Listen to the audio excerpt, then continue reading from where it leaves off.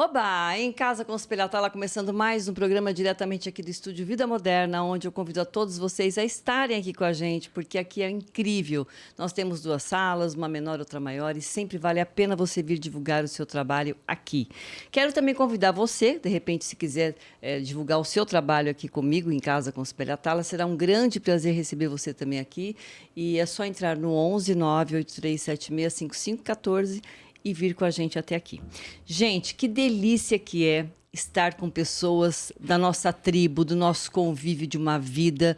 Desde a infância conheço ele, desde pequena. Uma pessoa que fez parte na minha juventude, na minha vida toda, juntamente com a minha família, principalmente com meu irmão, Nicolau Atala Júnior, que infelizmente já não está entre nós.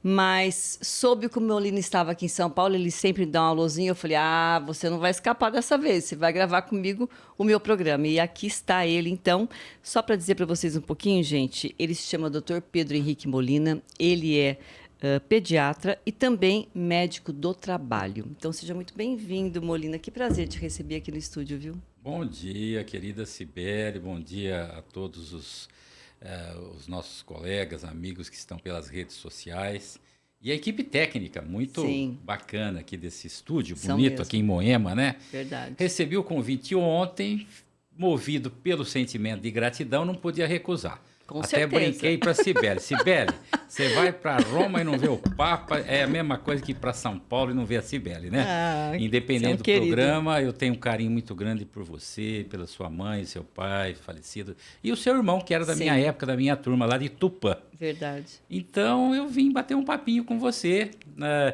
quem sabe deixar uma mensagem, né? Me surgiu até o tema da minha área de médico, né? A medicina como um todo. Que é tão importante. Deixar uma mensagem para a população, aí o futuro da medicina, como acoplar o nosso grande desenvolvimento tecnológico com o humanismo. Sim. Quem sabe seria a nossa nova medicina. Eu falei, Cibele, vamos tentar bater um papo nesse sentido, com certeza. Né? Eu gostaria até de dizer que a gente sabe que vai ter agora também o Tupã City. Eu gostaria muito de falar sobre essa festa também, né? Abrindo também, falando da festa, porque vai reunir tantas pessoas de tantas gerações, né, Molina? E que eu acho que vai, assim, a Claudinha, a Alana, a Márcia, a Mara Comati, todo esse pessoal está tão envolvido, né, mesmo a Silvinha Stefanini, em fazer este encontro. E falando de humanidade, né, o quanto é importante essa sociabilidade. Eu acho que é tão bacana a gente resgatar a nossa infância, os nossos amigos, né? Relembrar um pouco o nosso passado, como eu também tenho um passado. Eu falo que o passado ele é tão importante, é tão vivo na minha vida. Tem pessoas que esquecem o passado, né, Molina? Que gosta de nem lembrar do passado. Eu não. Eu acho que com todos os senões que todo mundo passa na vida, eu sempre procuro resgatar com carinho tudo que eu recordei em Tupã. Nossa, é isso que nos une. Acho que esse elo de sentimento que eu tenho contigo, mesmo com o Nicolau, e um número limitado de pessoas que têm esse sentimento de gratidão. É verdade. Reviver aqueles momentos únicos. E esse encontro do Tupã City, eu acho que expressa bem isso, né? As pessoas de várias épocas se reunirem, se abraçarem, né? Da mesma cidade. Alguns saíram novinhos, com 16, 17, 18 anos, foram um para São Paulo, Curitiba, outro para...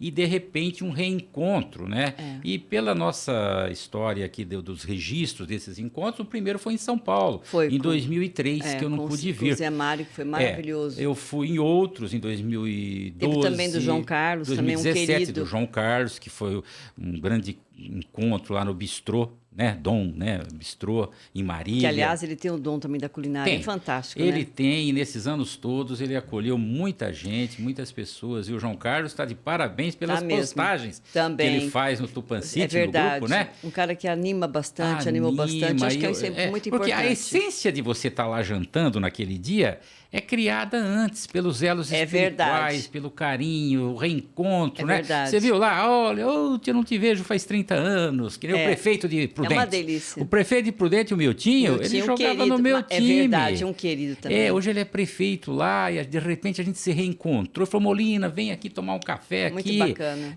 Depois de 50 anos, não é emocionante? Muito. Então, isso. Para mim é surreal. Fundamental. E você sabe que, assim, a semana passada nós gravamos, que vai ao ar hoje, inclusive, com a Mara Comate, né? E o Matheus também Comate, que também que faz parte também da tribo de Tupã. E a Raquel Morrec já foi entrevistada por mim. Então, assim, são pessoas que eu falo muito pro pessoal de Tupã. Gente, venha gravar comigo, que eu gravo com o maior carinho. Com todos daí de Tupã. Eu até convido até o pessoal da live, que também está, a vir a participar, que eu ficarei realmente muito grata e muito feliz.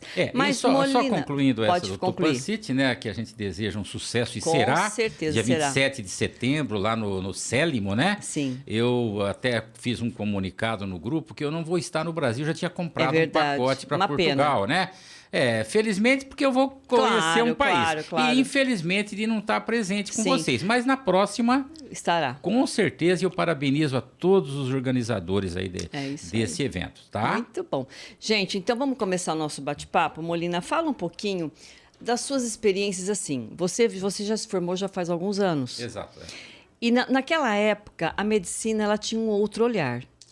Exatamente. Do que nos últimos tempos. Eu não sei quando houve essa mudança, há quanto tempo, se faz 10 anos, se faz 15, este olhar mais humanitário, que eu acho que é muito importante. Não que não existisse. Certo. Antigamente os médicos palpavam a gente, eles tocavam na gente. Eu achava o máximo. A forma dos médicos conduzirem, eles sempre foram muito assim... Claro. Muito... A propedêutica, né? A relação médico-paciente, né? A confiança que o médico... Exatamente. E o exame físico, clínico, né? Que hoje eu lembro da época do doutor Edmundo, lembra? Doutor pegava, palpava, você tinha aquela confiança no médico. E eles tinham uma formação mais abrangente da medicina. E, de repente, eles faziam clínica, pediatria, ortopedia, faziam tudo, Verdade, era o clínico geral. O doutor Edmundo era o médico da família. Sim. Ele ia nas casas, tal. Então, era interessante a medicina naquela época. Estudo tinha deles. menos médicos, mas esses médicos tinham uma grande formação ampla nas várias áreas da medicina. Inclusive, na GO, faziam parto, cesárea, cirurgias de médio porte, faziam até ortopedia, o doutor Edmundo fazia até ortopedia. Então, eles iam para o interior e atendiam as pessoas. Com o tempo, isso foi aumentando, evoluindo e criando-se novas formas de atendimento. Então, não tinha mais só aquele postinho e o pronto-socorro, por exemplo, da Santa Casa. Aí começou a criar os médicos de família nos bairros, começou a criar vários outros serviços, que é como o dia de hoje, entendeu? Agora, se você analisar a medicina como um todo, Cibele, ela teve mudanças desde os primórdios da humanidade, né? Ela começou lá no Egito Antigo. Muitos pensam que é Hipócrates, né? O pai da medicina. O Hipócrates realmente é considerado nosso pai. Quando a gente faz a formatura no dia, a gente põe a mão lá em cima do juramento de Hipócrates. Olha só. Que foi um médico grego que viveu 400 anos antes de Cristo. Então, ele que criou o Código de Ética Médica. Ele que começou a ver a somatória de sintomas para dar uma determinada doença. Foi o primeiro. Porque antes de Hipócrates, nós temos o Egito Antigo, que era um médico chamado Imhotep. Eles faziam muitas, digamos, rituais, como os pajés, entendeu? Não existia uma medicina científica. Então, na época dele, eram muitos rituais religiosos, pagelança, aquelas coisas de magias. De ervas também. E ervas também, mas eram muito mais rituais. Entendi. Lá no Egito Antigo, 3.000 anos antes, né? Mas ele é considerado o primeiro pai da medicina, sabe por quê? O primeiro médico, porque foi encontrado um tratado dele. Um inglês, John Schmidt, em 1895, encontrou um tratado escrito em egípcio, em Luxor. E nesse tratado estava compilado 49 tipos de doenças, principalmente traumáticas. Então, deduziu-se que esse tratado foi feito em cima de soldados que caíam em guerra. Então, tinha, por exemplo, traumatismo craniano, de face, de costela. E esses médicos, ou ele, o primeiro médico, tentava criar meios de colocar tala, ervas. Olha, que então, foi o primeiro tratado. Você vê? 1000 anos antes da vinda de Hipócrates, grego, que é considerado até hoje o pai da medicina, né? Porque, além da parte física, ele criou a parte ética. Interessante. O que é a parte ética? É a minha relação com o doente, e vice-versa, e a minha relação com o colega médico. Entendi. Como que eu devo proceder, o meu limite, né? E a relação de confiança e o sigilo que o médico tem que ter em relação ao teu problema. Claro. Isso é Então, importantíssimo. são códigos. Se você está confiando em mim, é como para um padre, claro, né? Eu não verdade. posso pegar teu prontuário e ficar espalhando. Claro. Isso aí, inclusive, a pessoa está sujeita a perder até o Conselho Regional de CRM, né? Sim. Então, quem criou isso foi o nosso Hipócrates, sabe? E eu tenho até uma passagem interessante, que no dia que saiu a minha aposentadoria, eu estava na ilha de Rhodes, do ladinho da ilha onde nasceu Hipócrates. Nossa, então coincidência. eu comprei um Hipócrates assim de arquitetura, né? E aí me ligaram, eu estava vendo aquelas ilhas bonitas da Grécia. Oi, Molina, saiu o Diário Oficial, 18 de outubro, que é o dia do médico, padroeiro dos médicos, São Lucas. Foi um dos discípulos lá que escreveu um dos evangelhos, né? Então eu falei, olha que bênção, né? Eu ter recebido essa notícia e ali, onde o pai da medicina nasceu. Você sabe, Molina, é interessantíssimo. E o que eu acho muito bacana em você, na sua postura, eu te conheço há muitos anos, e você é uma pessoa que passa uma segurança no falar, você é uma pessoa tranquila, você é uma pessoa estudiosa, sempre foi. E eu acho que um médico precisa ter todo esse cuidado, porque assim, eu acredito que você até escolheu a área até mesmo da pediatria, por também ter esta paciência, porque um médico, no geral, tem que ser muito bom ouvinte, no geral. É verdade. Né? É um dom divino que você tem que ter, não adianta. Você não pode ir apenas pelo dinheiro. Você tem que ir realmente 100% pelo amor. Não, Eu gostaria que você falasse um pouquinho sobre isso, assim, sobre o seu temperamento, então, olha, por que você escolheu a pediatria. E esse ponto focal, e já volta aos tempos de hoje, em qualquer época da medicina, né? A parte do humanismo e da compaixão, né? Sim. Que é um dos preceitos do juramento de Hipócrates, né? Você se colocar no lugar do doente, independente de ele ter o dinheiro para pagar a consulta ou não ter. Sim. Infelizmente, hoje, tem muitos serviços que não fazem isso. Verdade. Eu perdi um amigo meu no Japão, porque não tinha os $40 mil de um descolamento de retina. Ele perdeu, não a vida, mas ele perdeu a vista. Na viagem para São Paulo, a altura deslocou, Molina? Ele ficou cego, é de Bastos. Meu Jesus! Você vê. Então, o Brasil, apesar dos nossos problemas, ainda a gente tem um sistema que atende. Porque países como o Japão, às vezes, o próprio Estados Unidos, se a pessoa não tiver o dinheiro, às vezes, ele não é solucionado, então, né? Não resolve esse problema. A gente fala, o país nosso, apesar dos problemas abençoado. que existem, é um país abençoado. É verdade. E está em aprimoramento, está crescendo, né? E agora, tudo depende, não é só da parte física, dos hospitais luxuosos, das clínicas, não. Depende do acolhimento daquele paciente. E eu vi isso aqui em São Paulo há pouco tempo, Sibeli, mês passado, retrasado, quando vim acompanhar o meu irmão aqui no 9 de julho. Aliás, quero mandar um beijo pro seu irmão, pra sua irmã. Isso, meu irmão é Edena Molina, ele, graças a Deus, teve alta, minha irmã está lá vendo o programa, Regina, viu? uma querida. Almoçamos junto, né? Verdade. Eu, você e É ele verdade. lembrou, viu? Ele lembrou. Ele é um querido, seu irmão, muito, muito bacana então, também. eu vi no 9 de julho um acolhimento tão bom, de paciente chegar, receber, já vai para o local, dependendo da gravidade, e não deixar acontecer o pior. Então, antes de haver, por exemplo, antes de ocorrer o derrame, eles já agem anteriormente. Para precaver. A ureia está alta, vamos intervir aqui. Então, eu vi uma medicina muito bonita no 9 de julho. E é um excelente hospital mesmo. Tanto que quando falaram o problema do meu irmão, eu falei, leva para o 9 de julho, porque eu vi ali. Acredito que o Sírio, os outros também, claro. mas esse eu vivi 15 dias ali, conversava com a enfermeira, com a médica e tal. Então, o acolhimento e a intervenção precoce, evitando um agravamento. Porque depois que... Que é isso que é importante. Quer dizer... É o mais importante. Então, o que acontece? Nós temos uma mescla, Sibeli, de pessoas conscientes que fazem um bom atendimento e tem essa parte humana de relacionamento, mas temos o contrário também, né? Temos pessoas que fazem a medicina pelo status, pelo mercantilismo. Ou porque os pais pediram, ou forçaram, sei lá, para seguir carreira igual o pai. Entendeu? Tem muito disso também. Por isso que eu acredito. Todos os ramos tem. Que eu acredito que para as escolas médicas deveria ser austeridade para a escola poder funcionar, e parece que saiu uma portaria agora do Conselho Federal que se não tiver uma nota mínima dos médicos, tá. não terá vestibular para medicina. Eu acho justo. Eu também acho. Porque tem faculdade, Sibeli, que não tem hospital escola. Nossa senhora, não tem condição. Como é que o aluno vai estudar, aprender, entendeu? Nossa senhora. Então, tem que fechar. São empresas médicas, né? Muitos que utilizam, abrem faculdades. Então, tem muita faculdade no país que tem que fechar.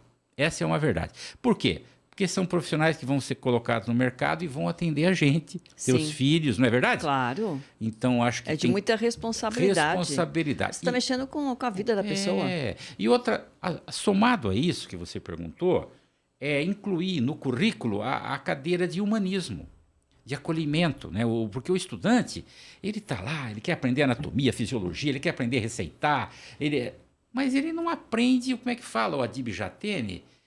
Ele não aprende o que é ser gente, né? Que você vai lidar com gente. É verdade. O Adib, 100%. Você vai lidar com uma pessoa que está ali angustiada, o sofrimento. Que além da dor física tem dor emocional. É verdade. Então você tem que ver o paciente como um todo, não é verdade? Para acolher esse paciente. Então é isso que precisaria nas futuras escolas médicas, um ano de acolhimento, de sensibilizar o aluno de medicina a lidar com o sofrimento do outro. Entendeu? Sim. Não, ela está aqui, mas não é para eu pedir um raio-x, não. Ela está aqui por um problema. Esse problema está afetando ela mora com alguém, ela tem filho, entendeu? Ver você num contexto para poder intervir no psicológico, no emocional, e daí no físico. Hoje em dia, né, Molina, pelo que você está falando, eu já tenho entrevistado muita gente aqui também na área da saúde, e você percebe muito esse lance agora dos profissionais multidisciplinares. Né? Geralmente, numa clínica hoje, tem você que é, pedir um exemplo, pediatra, tem o médico do trabalho, aí tem o outro que é tem o fono, tem a físio, existe uma equipe por detrás para cuidar deste paciente. Você acha isso interessante? Porque isso também já vem de um tempo para cá, não é tanto tempo que existe. Eu acompanho os seus programas, as pessoas que você traz aqui, uma faz físio, fono, outra faz reiki, outra faz... Então, essa medicina holística é fundamental. Trabalharmos em conjunto, primeiro, para ver o energético dessa pessoa, né? A parte da aura, do espírito, porque mudou. A Organização Mundial da Saúde, quando me formei, não existia o termo espiritual. Era o bem-estar mental e físico do doente é a saúde. Mas não, foi acrescentado pela Organização Mundial. É o bem-estar espiritual, emocional, mental e físico. Então, esse espiritual envolve tudo isso, uma atmosfera, uma aura. Você sabe que a nossa aura já foi fotografada pelos russos, através da foto Kirlian. E essa aura, ou seja, essa energia que tem em volta de você, quando a pessoa está rígida, que nem se tirar uma foto de você, ela está a aura brilhando, bonita, né? Se tiver num hospital, a pessoa moribunda, a aura é fina e sai na fotografia. Entendi. Então, é uma prova que nós temos uma energia e que nós podemos aumentar ou diminuir essa energia. E foi provado também que os sentimentos e ações das pessoas interferem nessa aura. Quanto maior essa aura, menos você é vítima de doenças, ou de atritos, ou mesmo... De atrair, né? De atrair situações ruins. Então, a sua aura grossa te protege. Entendi. Entendeu? Olha que bacana, E o que aumenta essa aura? Primeiro, a gratidão. Sim. Você ser grato pelo que você é, pelo que você tem. E mesmo se você passou por alguma coisa não tão legal, agradecer também. Agradecer, foi uma forma de crescimento. Sim. Tá? Agradecer, perdoar, agradecer. Então, a outra coisa, a prática de virtudes diárias aumenta essa aura. Por quê? Se você fez o bem para alguém ali embaixo, essa pessoa, seja quem for, ela criou uma energia em cima. Putz, positiva, né? A Sibeli fez isso para mim, sei lá, me cumprimentou. Nunca uma senhora bonita. Aquilo para ela... Trouxe uma alegria. Uma alegria. Você sabe que você está falando de cumprimentar? Só uma parte. Às vezes você está na rua, você cruza com pessoas idosas, tão cabisbaixas, e de repente você dá um sorriso para aquela pessoa, você fala, bom dia, minha senhora, ou bom dia, meu senhor, sei lá. Ou vai atravessar uma rua, você está vendo que a pessoa está meio com dificuldade, você estende a mão para poder atravessar essa rua com essa pessoa. Eu acho que isso está faltando muito no ser humano. Tá faltando no trânsito. As pessoas têm muito medo de se achegar, a insegurança realmente de... Realmente está existindo muita coisa, muita coisa ruim que a gente escuta, mas também ainda a gente pode fazer o bem e ainda ser retribuído da mesma maneira, né? Então aquele primeiro aspecto da definição de saúde é o espiritual, que significa a nossa energia, aquilo que você emana, o nosso escudo. Então, se você tiver práticas altruístas, você vai aumentar essa aura. O sentimento daquela pessoa que te ajudou, que você ajudou, ela vai para você. Sim. E aumenta essa vai aura. acumulando para você. Exatamente. Aí por isso que a pessoa, puxa, como a pessoa é sortuda. Sempre Mas não. Tudo acontece para ela. A aura dela acumulou virtudes, Entendi. Energias ocultas. Né? Olha, então, gente, que bacana que ele está isso é falando. uma verdade. Eu concordo plenamente. E por isso que eu defendo as orações nos hospitais. Né? Hoje em dia, graças a Deus, eles permitem, né, as orações, independente da crença. Como é gostoso, às vezes você está acamado, num diagnóstico, chega ali um religioso, seja um padre, um passe ou qualquer religião, evangelho, levar a palavra de Deus ali, a pessoa fica, não é verdade? Você sabe, gente, eu já falei várias vezes. Você fez muito isso, né, Sibeli? Muito, eu já dei várias vezes esse exemplo e eu não canso de dizer, porque me fez um bem tão grande. E eu faria tudo de novo. O Beto, meu ex-marido, ficou internado, como muita gente acompanhou, 6 meses. Ele ficou 3 meses no Samaritano, mais 3 meses para se recuperar numa clínica de reabilitação. Certo. Ele saiu morto, totalmente morto-vivo. O que acontece, gente? O que me fez acreditar cada vez mais, Molina, que a gente tem que ter fé e acreditar que a fé transforma, a fé renova. Só Deus tira e põe. Só Ele pode transformar a sua vida. Com certeza. E eu me lembro que os médicos me chamaram um dia, porque eu ia com a Nossa Senhora de Fátima, quem me conhece sabe, eu sou super devota à Nossa Senhora, apesar de que eu sou uma pessoa extremamente eclética, eu tenho um pouco de toda a religião, inclusive messiânica também, que eu fui durante 16 anos. Então eu sou muito assim, bem espiritualizada no sentido de várias religiões. Ecumênica, né? Sim. E eu me lembro que os médicos viam a Nossa Senhora na minha mão, eles ficavam encantados. Eles entravam na UTI, né? E mesmo os enfermeiros, todos queriam passar a mão na Nossa Senhora. E aquilo chegou num grau que, por exemplo, eles fizeram uma junta médica, me chamaram e falaram: Sibeli, é o seguinte, eu queria saber que trabalho você tem, se você tem hora mais disponível, porque eu ficava na UTI por um período curto. Com o passar do tempo, Molina, eu ficava lá 4 horas com ele na UTI, porque eles diziam que quando eu chegava, essa vibração a minha parte vibracional, estava tão boa em termos espiritualmente falando. Influenciava na evolução. Exatamente. Todo o quadro dele modificava, a pressão dele melhorava, isso porque ele estava ali morto praticamente, mas né? Isso é verdadeiro, totalmente diploma, estava aquela coisa totalmente... Né? Sem saber onde estava.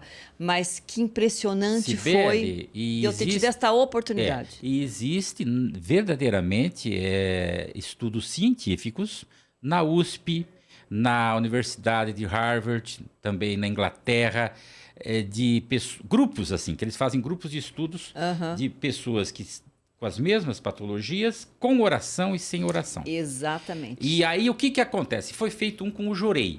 Legal. Mas também com o passe. Aí viu-se que depois de determinado número de orações, aí tiravam o sangue e pegavam os linfócitos, os monócitos, as células que demonstram imunidade corporal. Então as células T aumentavam drasticamente depois do Jorei. Olha que beleza. Então, e essas pessoas evoluíam melhor no pós-operatório, na doença que tinha. Então, ficou provado que a ciência, junto com a tecnologia, é o caminho da humanidade. Você sabe que a Júlia foi gerada sentada e eu tive uma gravidez extremamente difícil. E ela foi gerada o tempo todo com Jorei.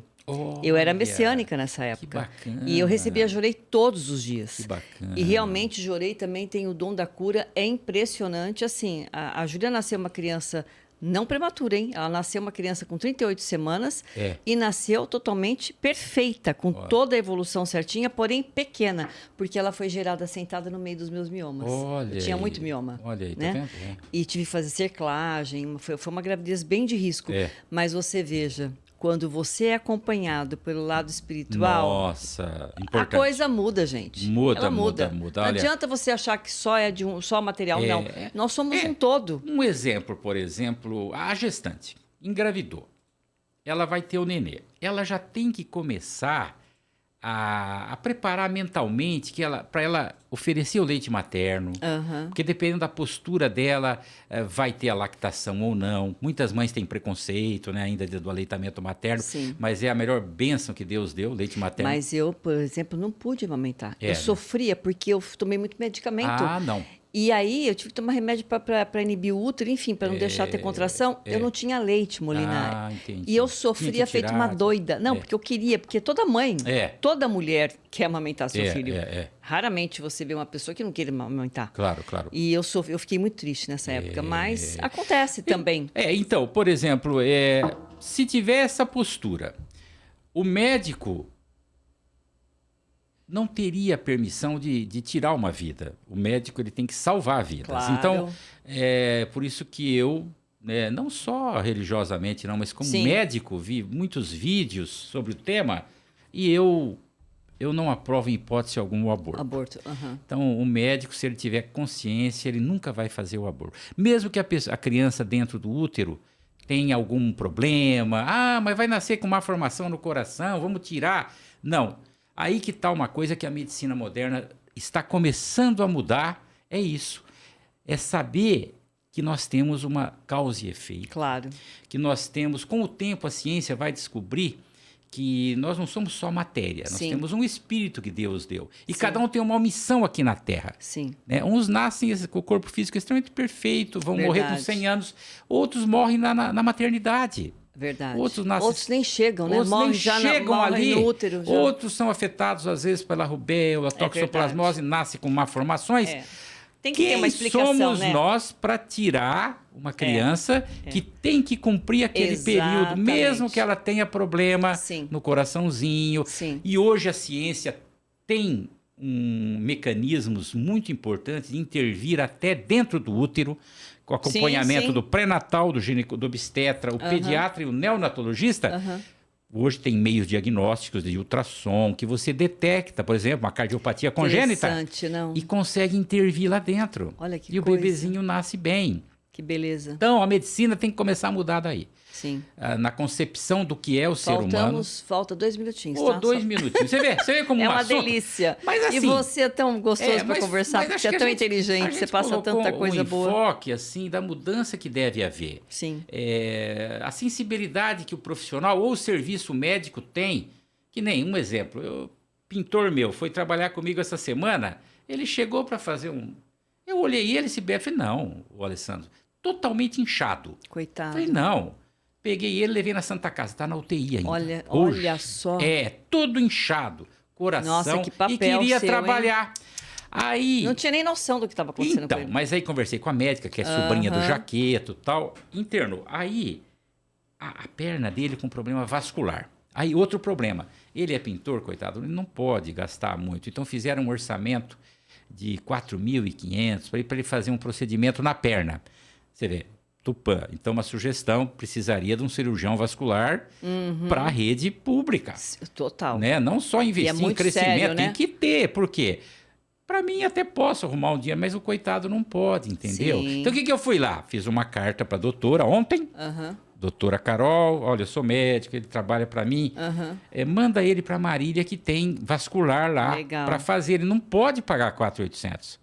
Então, esse tipo... São pequenos detalhes. São detalhes muito importantes. Importantes que os profissionais têm que ter. Quer dizer, esse compaixão. Cuidado. Exatamente. Para resolver o problema. No lugar do outro. Por exemplo, às vezes o sistema vê o cidadão, é grave, marca um agendamento, mas só para daqui 3 meses. Até lá, já desenvolveu... Outras coisas. É verdade. Você entendeu? Então, isso aí os gestores têm que pensar também. Concordo. Eu fiz uma palestra sobre isso lá no Rotary, né? Sensibilizar os gestores, porque são eles que montam o sistema de saúde. Exatamente. Então, Sibeli, eu ia falar alguma coisa mais da história da medicina. Mas você vai voltar, viu? Mas quando você vier São Paulo... falta 2 minutos. Já então, a gente já. teve, viu, pessoal, uma evolução depois do Hipócrates, tivemos na Idade Média. A Idade Média, a medicina ficou um pouco presa, porque a igreja interferia muito na Santa Inquisição e a epilepsia era considerada o bruxismo. Queimavam os epiléticos, né? A Joana d'Arc foi morta, queimada, o Galileu. Então, nós vivemos uma época de repressão. Então, a medicina ficou um pouco estancada. Só depois, na idade mais moderna, que aí houve o descobrimento do microscópio, as bactérias, o primeiro raio-x em 1895, depois as vacinas. Depois nós tivemos, em 1967, a tomografia, em 1973, a ressonância magnética. E hoje nós evoluímos para os genomas, né? As cirurgias robóticas, que maravilha! Verdade. Cirurgia laser, coisas, as técnicas minimamente invasivas, né? Coração. Antigamente tinha que abrir o fulano, né, Sibeli? Então, a medicina tem muita coisa boa que desenvolveu nesses últimos séculos e se juntar com essa parte espiritual, emocional, do humanismo, eu acredito que é o futuro da nova medicina. Mas a gente dá continuidade. Molina, eu vou falar uma coisa. Gente, pessoal da live, quero agradecer a quem entrou também com a gente. Fiquei muito feliz. E para mim é gratificante escutar você. Você é o máximo. Eu sou fã de carteirinha mesmo, como pessoa, como profissional, como tudo. E, gente, o Em Casa com Sibeli é isso. Nós precisamos de pessoas assim como Molina para falar de assuntos tão pontuais, tão bacanas, tão interessantes e importantes para uma sociedade. Quero te agradecer mais uma vez, Molina. Eu espero que quando você retornar a São Paulo, não deixe de me procurar e voltar aqui gravar com a gente, tá bom? Com maior alegria. Vamos brindar? Opa, um brinde! Gente, então até amanhã, se Deus quiser, Em Casa com Sibeli Atala. E um beijo, todo mundo, pessoal do Tupã City. Beijo, Tupã City, Tupã. Tchau, tchau. Beijo, sucesso, viu? Um abração aí.